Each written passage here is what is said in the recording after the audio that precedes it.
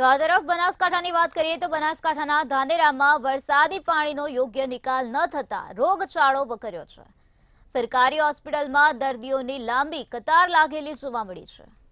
તમામ દર્દીઓ પાણીજન્ય રોગના શિકાર બન્યા। તો ચોમાસામાં રોગચાળો વકરે તે સામાન્ય બાબત છે, પરંતુ વરસાદી પાણીનો નિકાલ કરવામાં તંત્ર સતત નિષ્ફળ રહ્યું છે। હોસ્પિટલમાં દર્દીઓને બેસવાની જગ્યા પણ મળતી નથી, ત્યારે હાલ તો નગરપાલિકાના પાપે રોગચાળાએ માજા મૂકી છે।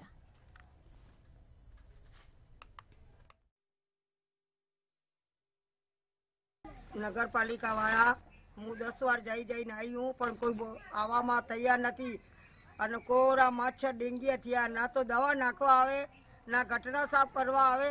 केवा जावा तो के भरता नहीं कोई। अने वोट लेवो होय तो तुरंत ही भागीने आई जाए, तमे वोट नाखो तमे वोट नाखो। केवी रीते नाखूं? मारा आदमी ने सेठ पालनपुर नी दवा है, भंसारी नी दवा है, कहीं लाइन हूँ दवा कराऊं? धानेरा नगरपालिका અમારી ગરીબાની કશું અભળતા નથી અને 4 મહિનાથી પાણી ભરાયેલા પડે ને ચોમાસાનું, પણ કોઈ સભ્ય નથી આવતા કે નથી મોટા ચૂંટાઈ ગયા નથી આવતા। અને નગરપાલિકાના કોઈ કામદારવાળા મજૂરદાર કચરો બચરો કશું લેવા આવતા નથી, ગટર સાફ કરવા નથી આવતા। અને અમારે ઘરમાં બીમારી છે અને સરકારી દવાખાના કાગળિયા પડ્યા અને દવા ચાલુ છે છોકરાની। जो आपने सिविल हॉस्पिटल धानेरानी अंदर आजकल ओपीडी में पेशेंटों संख्या में बहुत ज वधारो थयो छे, नोंधपात्र वधारो जोवा मळे छे। अने एनुं मुख्य कारण ए छे के पाणीजन्य रोगोनी अंदर एकदम वधारो थयो छे।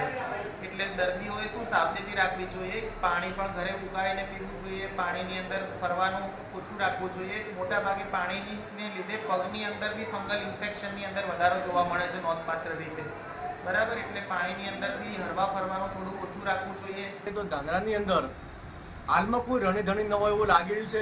જ્યારે મીડિયા સવાલ ઉઠાવે છે અને ત્યારે તંત્ર કરે છે એ જગ જાણીતું છે। હાલમાં જે ધાનેરાની અંદર રોગચાળો ફાટી નીકળ્યો છે તે બેકાબુ નીકળે એવું મને લાગી રહ્યું છે। મારી તમામને વિનંતી છે કે લાગતા અધિકારીઓએ આ બાબતે ગંભીર બનવું જોઈએ। જ્યારે મીડિયા પ્રશ્ન ઉઠાવે છે ત્યારે તમે કામગીરી કેમ કરો છો? તમારી કોઈ જવાબદારી નથી। હાલમાં સત્તા વિહોણી હોય એવું